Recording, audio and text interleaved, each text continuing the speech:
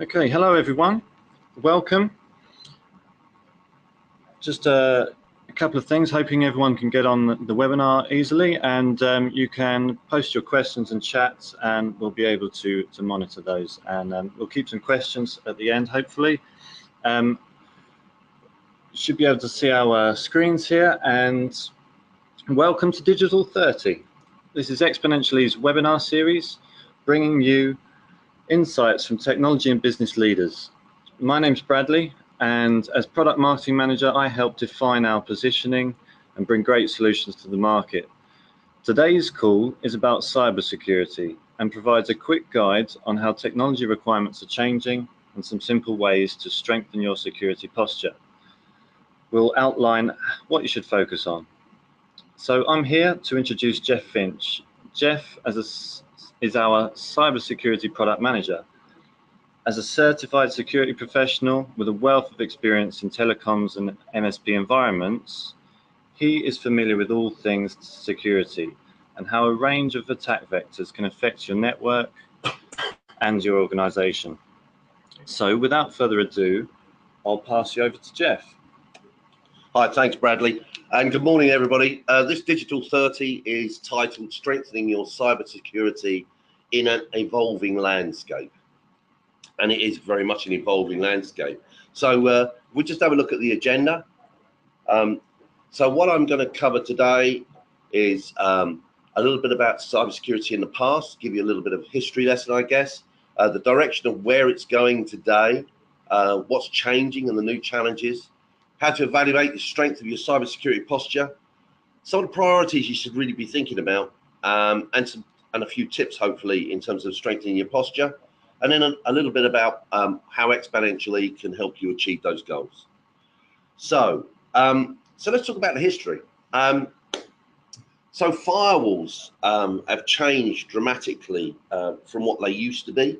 If we go back in time and not so long ago, they were mostly about port control, TCP port control, and very little else. But now they are very complex, very involved devices that sit on your network edge and provide layers of security that before would never have been thought possible from a firewall device.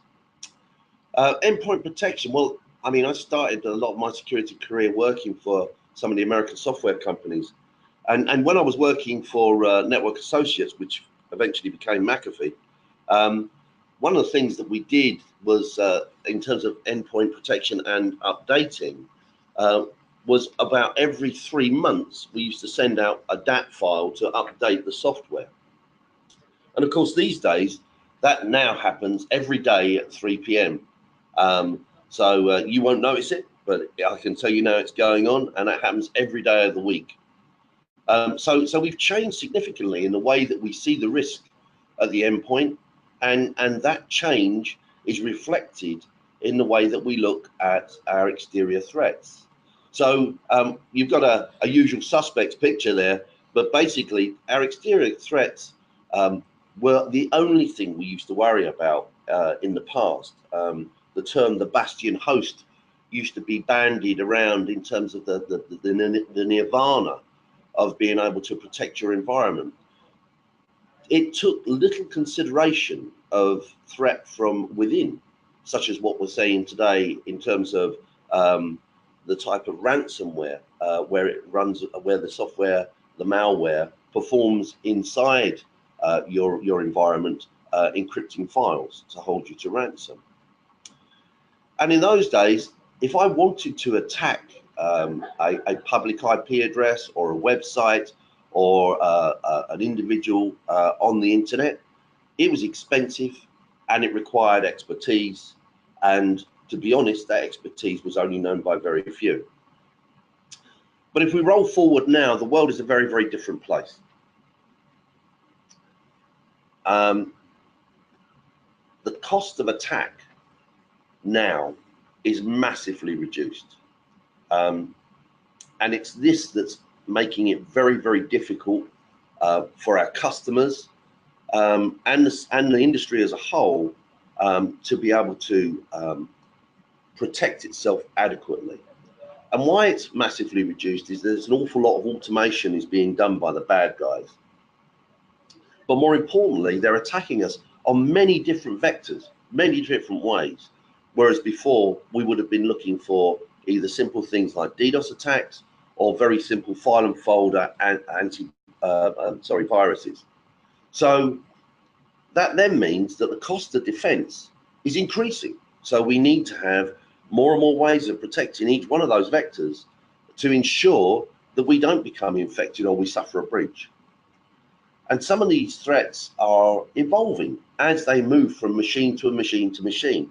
The advance in terms of threat technology is massive over the last 5 years. If we look at some of the attacks that were done recently, the ransomware attacks that were done recently, they were actually using primary parts of the Windows operating system to actually attack devices themselves by enlisting the use of DLL and Java and PowerShell. We've also got the other issue that all companies now are looking at how they can digitize and take advantage of the digitalization of their businesses. And the problem with that is that it increases the areas that need to be controlled to quite an astonishing level. And it means that we have to think of different ways that we can protect our environment in this new world. And the network is becoming more complex as we bring your own devices, Internet of Things, and the inevitable move to cloud and software as a service. But then we have to deal with the other side of the coin, which is we as individuals are now being given back our responsibility for our personally identifiable information very shortly. That regulation in itself is probably the strongest regulation that's happened around security and personally identifiable information and data in general for the last 25, nearly 30 years. It makes sense now for the board to actually appreciate what needs to happen to be able to meet the regulation standards and the compliance standards that they need to work to maintain their corporate responsibility in this changing world. So security has moved from being something that IT did into something that the board does now. It's becoming higher on the agenda to almost every C-level conversation I've been involved in over the last 6 months has been all about how they can control their environments better, how they need to maintain a much stronger security stance, and how they are putting aside greater budget to become more compliant and adhere to regulation, and therefore have to bolster up the security that they have in place. So if we look at those areas, they fall really into four buckets. They fall into expertise, regulation and compliance, the increasing risks and advanced threats, and of course, we all worry about the cost. So what do the great consultants say about this? What do the experts say about it? So if we look at expertise, we know that there's going to be around about 1 to 2 million cybersecurity roles will be unfulfilled in 2019. And if you look at last year, 40% of the InfoSec roles that were out in the marketplace were unfulfilled. To add to that, this year, I don't have the figures directly to hand, but this year was noted by the National Cybersecurity Centre that we've had the lowest amount of intake at this stage for going in to do cybersecurity degrees or degrees around cybersecurity. If we now look at regulation and compliance, basically what we're being told is that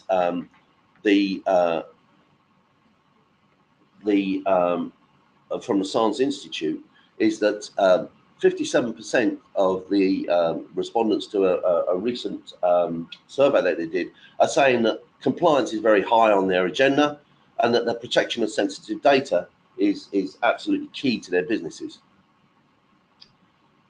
When we look at increased risks and advancing threats, well, as we've just said, the volume and variety is changing. But more importantly, IDC see the market growing around about 6 trillion globally by 2021.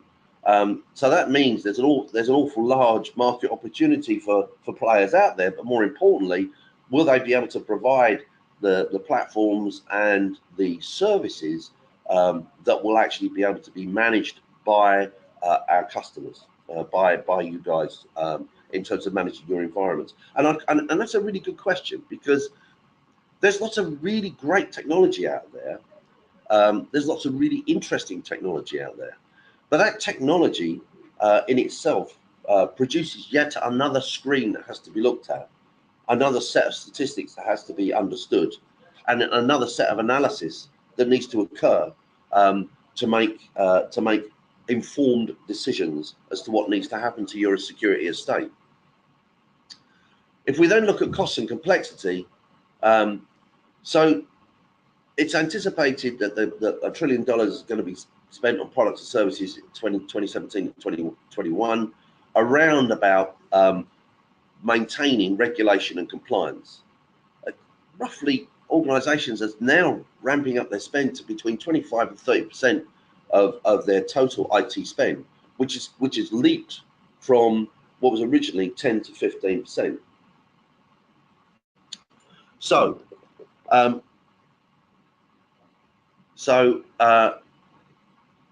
when we come to looking at some recent surveys, this particular one I like. This was done on behalf of the Cloud Security Alliance, and it was performed by SC Magazine and published by them. And basically what it was a questionnaire that was passed to the members of the Cloud Security Alliance, asking them for their opinion of what are the paths to stronger security in the cloud. And if you look at the top two, they really say it all for me, which is training and certifying your existing staff is a great thing to do and should always be the first port of call. But 52% of the respondents look at it more from the point of view of, well, hold on, why don't we partner with somebody who can take some of the workload away? So I had an interesting conversation with the CISO yesterday, where he was talking about how difficult it is, even with a team of 5, for him to be able to maintain a focus on the entire estate, the entire security estate that they have, to be able to make informed decisions when each of the devices that he has that's monitoring stuff and activity on that network produces another set of statistics that has to be investigated before he can make the next move.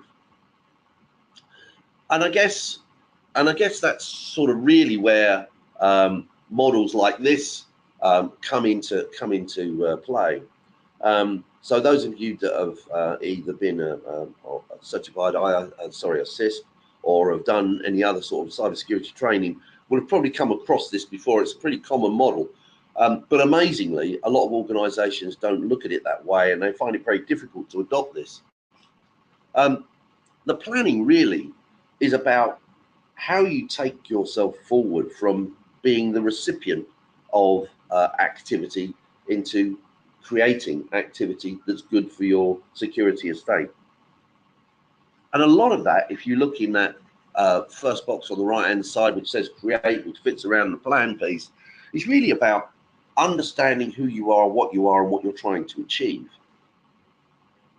Some of that is about having output from compliance standards, such as the ISMS that's listed there, which of course is the output that you would have from an ISO 27001 accreditation.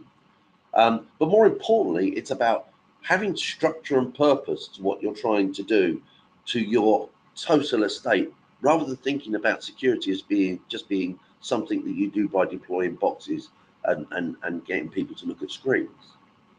The implementation, to me, is the key part, because if you can't measure what you've done, then how do you know that you've done it?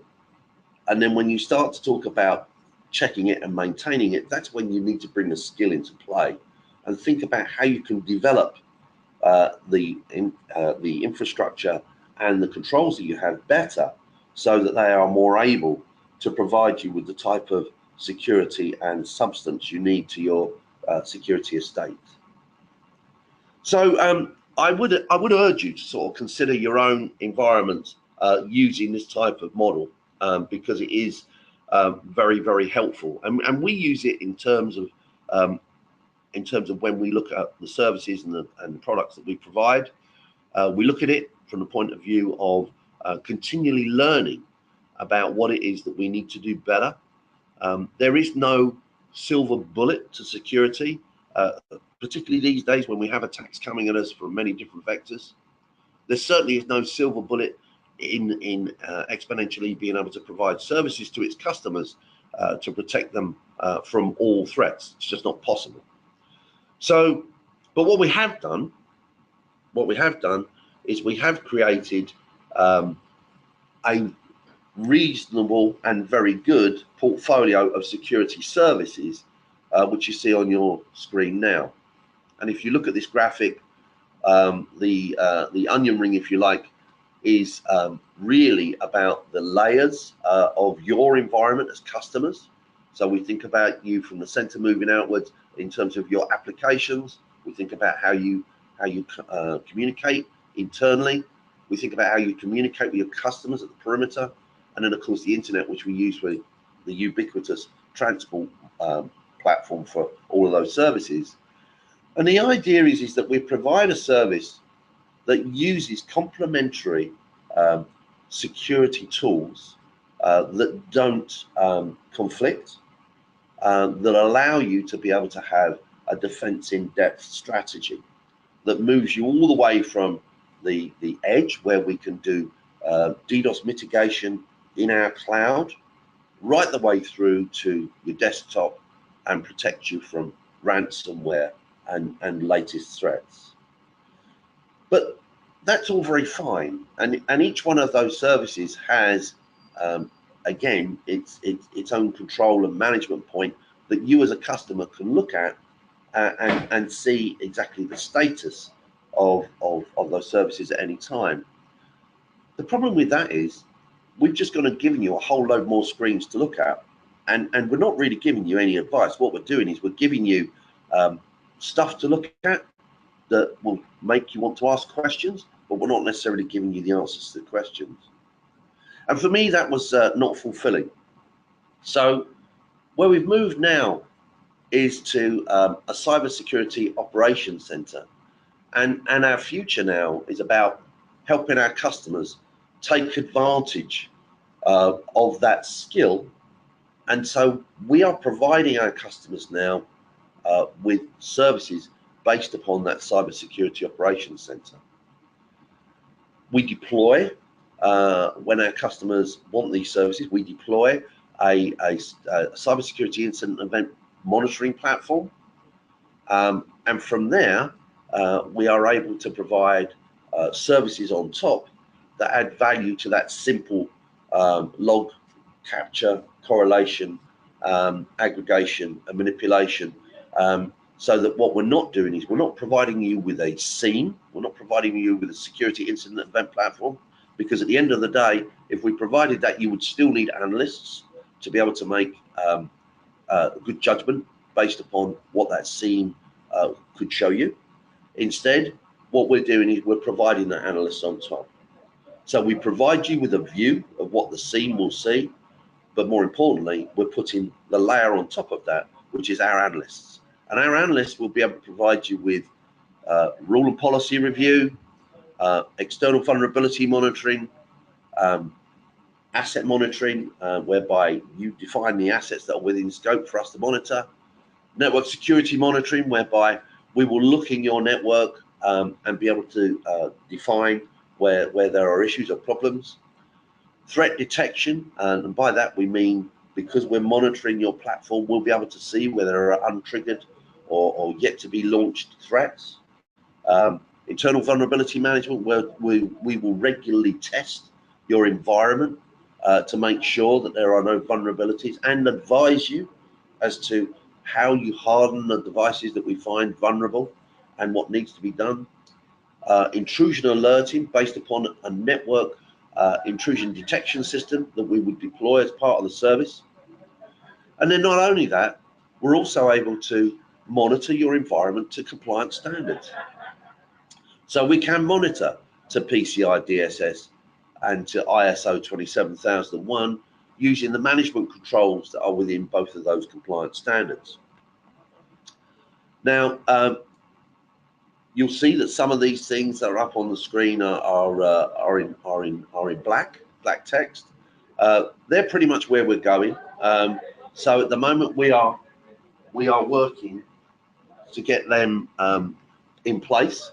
So towards the end of next year, we will have cybersecurity forensics in place, and we're also intending to have an incident response team, which is a red team, a proper red team, which will be held for our customers to be able to use should they have an incident.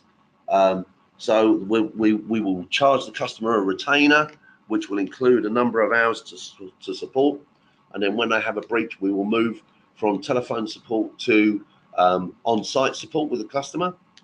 And in terms of the compliance, we're moving towards government standards, supporting customers who may be connected to the public service network or to the health network, and also supporting central government clients using GPG 13, which is the proactive monitoring for HMG 1A, which is the standard for central government departments.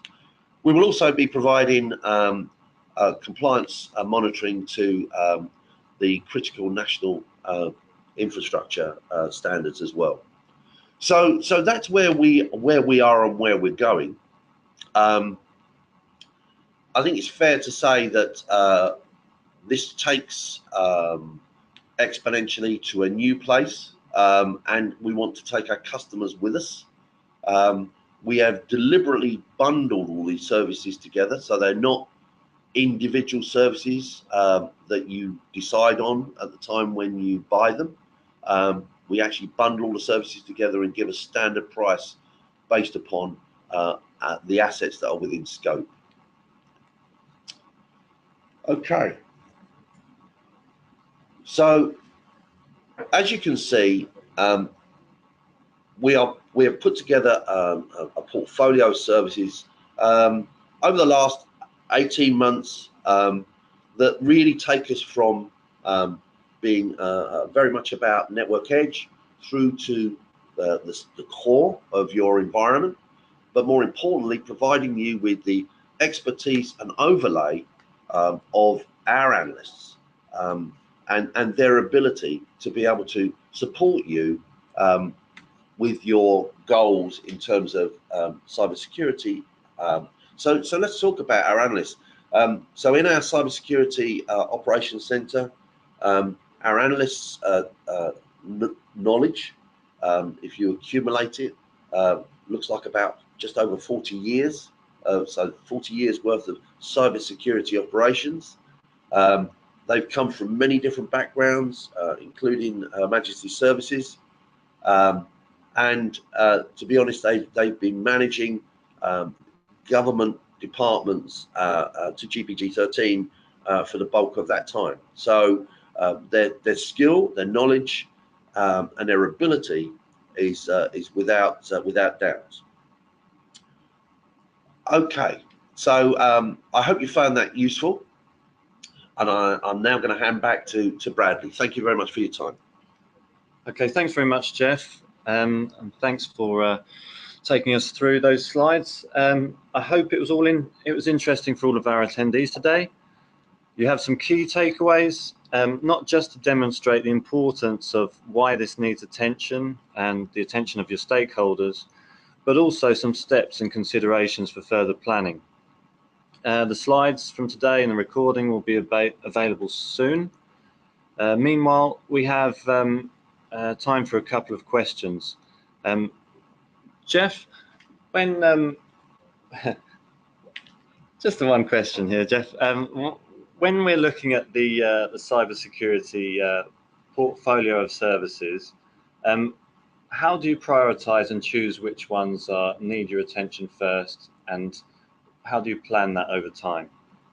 That's a really good question. You remember my plan, do, check, act? Yeah. Yeah.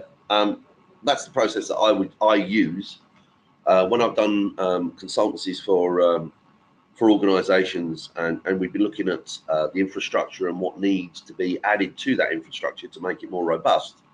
That model of plan, do, check, act is very, very good for focusing your mind on exactly where the gaps are. And what it does is it forces you to take an independent view of your environment. With the trouble with security is, it is really hard to be objective. It's really easy to be subjective, but it's really hard to be objective. And the reason why is because we understand the shortfall or the failings of our own environment. And so we tend to make excuses for it rather than trying to fix it. So my advice is always use that plan, do, check, act, revisit it on a regular basis, understand what your environment's about. You're in a position now. This is the great thing for like anybody that's involved in security at the moment. This is a wonderful world that we just started in because of this sudden change in regulation, and because things have suddenly become much more board interesting, and by that I mean C-level interesting. It's the ideal time to start dragging in some of those key stakeholders into the conversation. Right. Yeah, getting C-level people involved in the process of the planning on that plan, do, check, act is ideal, because they are exposed to the risk and they're exposed to the way to fix the risk. And instead of it turning down to a cost justification, which so often these things do, it actually turns around to a much more emotive piece around, right, okay, Mr. CISO, or okay, Mr. CFO, do we really want to run that risk? And you can quantify the risk a lot easier with their involvement as well. Okay, thanks. Okay, everyone, for more information on Exponential-e service portfolio and for questions about today, you can contact your representative, or you can email marketing@exponential-e.com. If you'd like to talk to us further, you will have the full support from our seasoned cybersecurity practitioners. That's the analysts, the engineers, the architects, and Jeff himself to take you through the service portfolio. We can provide assessments and advice, as well as CSOC services such as monitoring and management. Ultimately, Exponential-e provides peace of mind for your cybersecurity strategy, solutions, and operations. So that's the end of the webinar. Thanks very much for joining.